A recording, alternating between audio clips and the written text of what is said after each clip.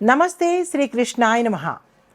అయితే మనకి 2025లో ఆగస్టు నెల చాలా అద్భుతాలను తీసుకొస్తోంది.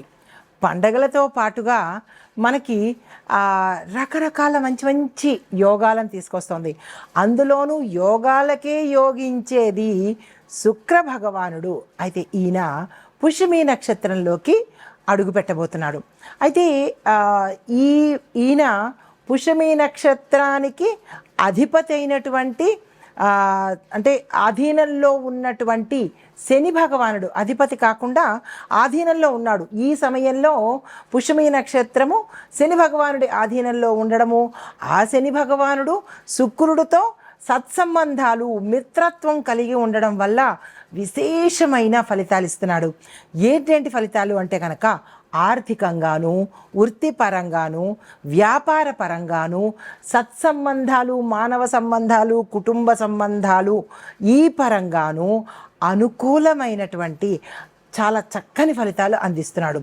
అయితే ఈ ప్రభావము మనకి ఎట్లా ఉండబోతోందంటే, ఈ యోగము శుక్రుడు పుష్యమి నక్షత్రంలో ఆగస్టు 23వ తారీఖు అంటే ఇంకా దగ్గరకు వచ్చేస్తుంది, ఆగస్టు 23 ఆ సమయంలో ప్రవేశం చేయడం ద్వారా కొన్ని నెలల పాటు అక్కడే సంచారం చేస్తుంటాడు.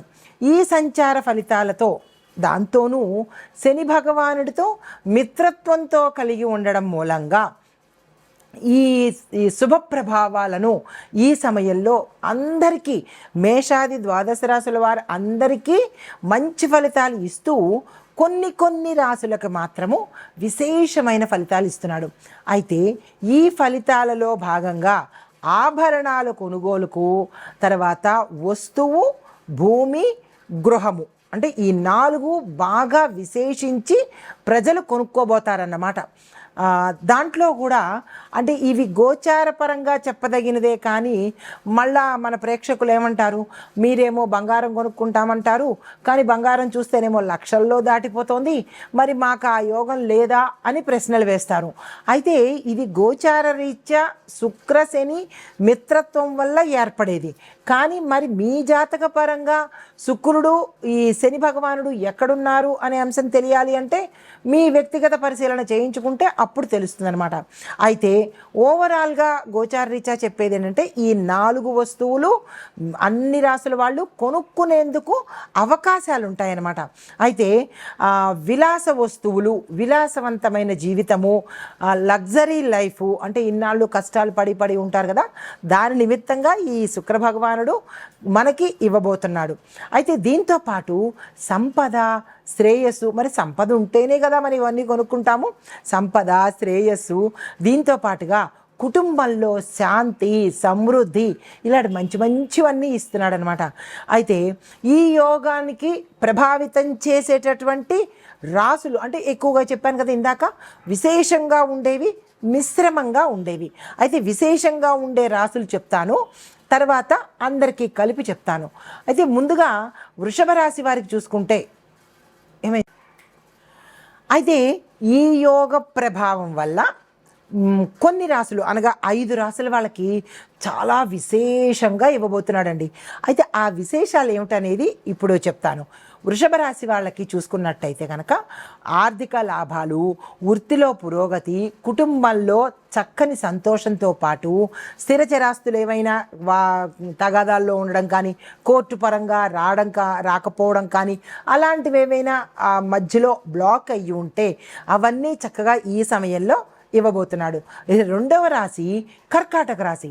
ఈ కర్కాటక రాశిలో మనకి వ్యాపారస్తులు కానీ, వర్తకులు కానీ, పారిశ్రామికవేత్తలు కానీ, రాజకీయ నాయకులు కానీ, లేదంటే ఇంకా ఎవరైతే ధనపరంగా వ్యాపారాలు చేస్తూ లావాదేవీలు చేస్తున్న వాళ్ళకి విశేషమైన లాభాలు అన్నమాట.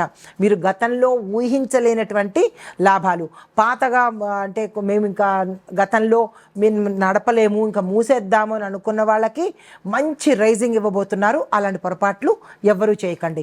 తర్వాత విదేశీ అవకాశాలు కూడా మీకు చాలా వచ్చేటట్టుగాను, అంటే సరదాకి ట్రిప్ కోసం వెళ్ళడమో, లేదంటే వ్యాపార నిమిత్తంగా వెళ్ళడమో, లేదా పిల్లలు ఉన్నారని చెప్పి అక్కడే సెటిల్ అయిపోవడమో, ఇలాగ ఏదో ఒక రకంగా మీకు విదేశాలు వెళ్ళే అవకాశాలు వచ్చే దిశ కనబడుతోంది.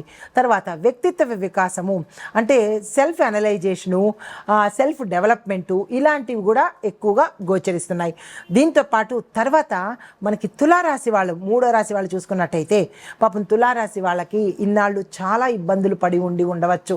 అయితే అవి ఇప్పుడు సమసిపోయి మీకు ఆర్థిక లాభాలు, ఎవరెవరు ఏ రంగంలో ఉన్న వాళ్ళైనా సరే ఆర్థిక లాభాలు రావడము, రుణాలు తీర్చేసుకోవడము, వస్తు వాహనాలు, భూమి, ఇందాక చెప్పిన 4 వస్తువులు అనమాట, భూమి, వస్తువు, తర్వాత ఆభరణాలు, గృహాలు కూడా కొనుక్కునేందుకు అవకాశాలు అయితే వచ్చేటట్టు కనబడుతోంది.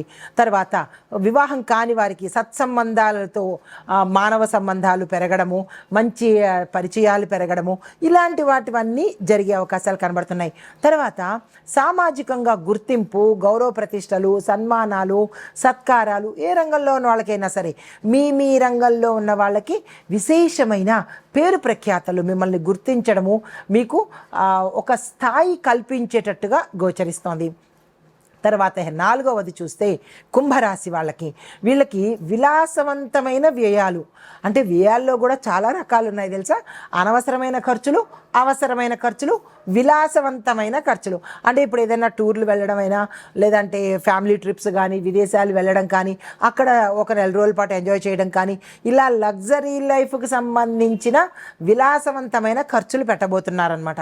తర్వాత విదేశీ ప్రయాణాలు రావడము, ఆకస్మికంగా వెళ్ళవలసి రావడము, ఇలాంటివి. దీంతోపాటు ఆత్మ సంతృప్తి, అమ్మయ్య ఐఎమ్ హ్యాపీ నౌ అన్నట్టుగా సంతృప్తి. పాపం చాలా కష్టాలు పడి ఉంటారు, ఆ కష్టాలన్నీ తీరిపోయి హాయిగా విలాసవంతంగా ఆత్మసంతృప్తితో ఉంటారు కుంభరాశి వాళ్ళు ఈ సంయోగం వల్ల.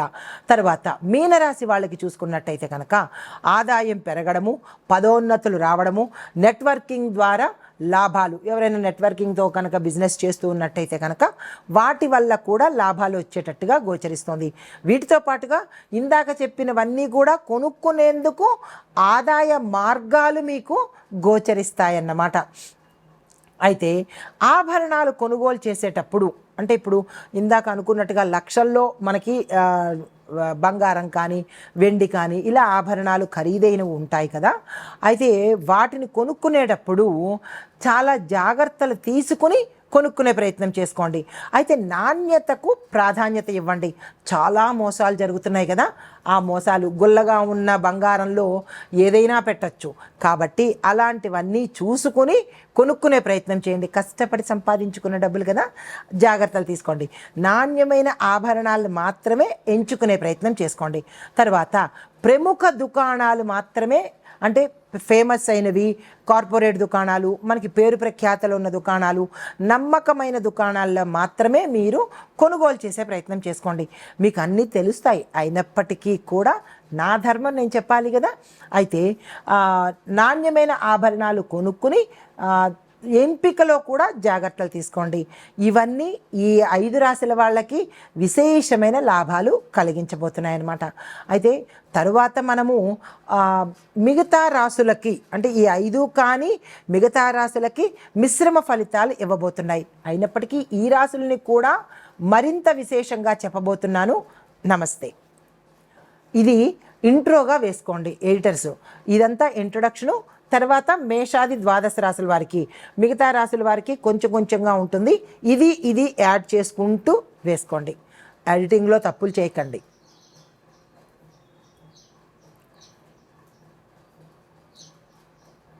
తదుపరి రాశి వృశ్చిక రాశి. ఈ రాశి వారికి ఆర్థిక లాభాలు చాలా విశేషంగా ఎక్కువగా గోచరిస్తున్నాయి.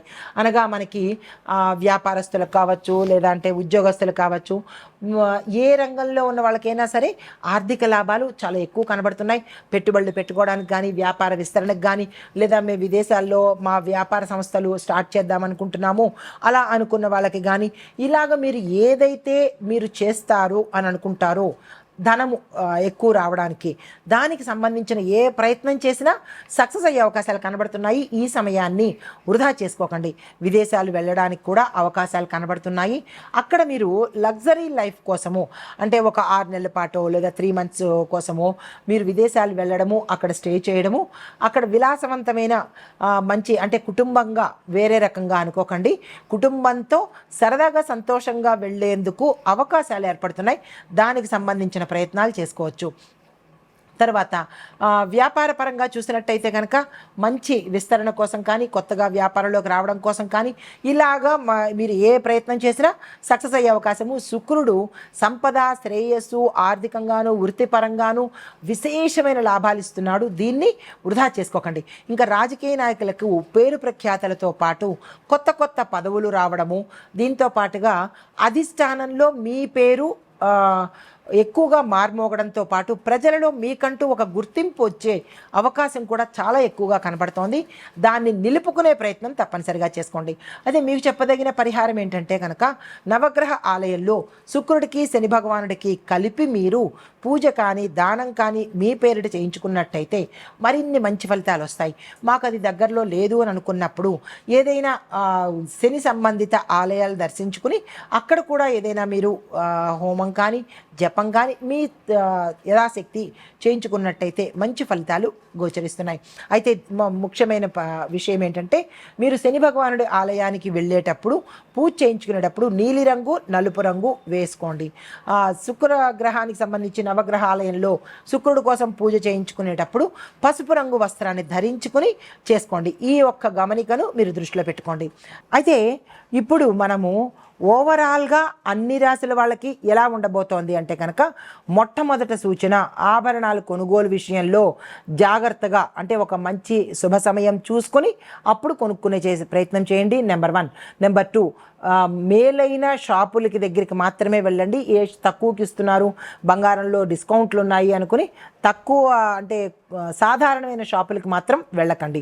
తర్వాత పూజా కార్యక్రమాలు చేసేటప్పుడు పసుపు రంగు పువ్వులను దేవాలయాలు సమర్పించడము, పసుపు రంగు వస్త్రాలను ధరించి పూజలు కానీ, నోములు కానీ, వ్రతాలు కానీ, లేదా అంటే పరిహారాలు కానీ చేసినట్టయితే శుక్రుడి యొక్క అనుగ్రహం మీ మీద విశేషంగా ఉంటుంది.